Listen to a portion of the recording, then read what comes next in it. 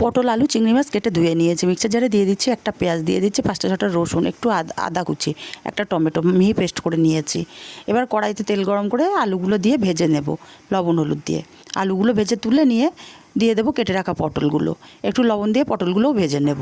পটলগুলো ভেজে তুলে নিয়ে দিয়ে দিচ্ছি চিংড়ি মাছ, লবণ হলুদ দিয়ে চিংড়ি মাছগুলো ভেজে নেব। চিংড়ি মাছগুলো ভেজে তুলে নিয়ে এখানে আমি দিয়ে দিচ্ছি একটু চিনি, একটা কালারের জন্য, একটা শুকনো লঙ্কা, তেজপাতা, একটু জিরে ফোড়ন দিয়ে ফোড়নটা কয়েক সেকেন্ড ভেজে নেব। নিয়ে পেস্ট করে রাখা মশলাটা দিয়ে দিলাম, খুব ভালো করে মশলাটা কষিয়ে নিলাম। দিয়ে দিলাম 1/2 চামচ হলুদ গুঁড়ো, 1/2 চামচ লঙ্কা গুঁড়ো, 1/2 চামচ ধনে গুঁড়ো, 1/2 চামচ জিরে গুঁড়ো। মশলাটা আরও কিছুক্ষণ কষিয়ে নেব, মিক্সার জারটা ধুয়ে অল্প একটু জল দিয়ে দিলাম। মশলাটা কষিয়ে নেব তেল ছাড়া পর্যন্ত। তেল ছেড়ে দিয়েছে, পটল আলু চিংড়ি মাছ ভাজা দিয়ে দিলাম। খুব ভালো করে কষিয়ে নিয়ে দিয়ে দেবো স্বাদ মতো লবণ। লবণটা দিয়ে আরও কিছুক্ষণ কষিয়ে নেব। 5 মিনিট মতো কষিয়ে নিয়ে পরিমাণ মতো জল দিয়ে দিলাম। তরকারিটা ফুটতে শুরু করেছে, নেড়ে চেড়ে দিয়ে গরম মশলার গুঁড়ো দিয়ে নামিয়ে নিলে রেডি।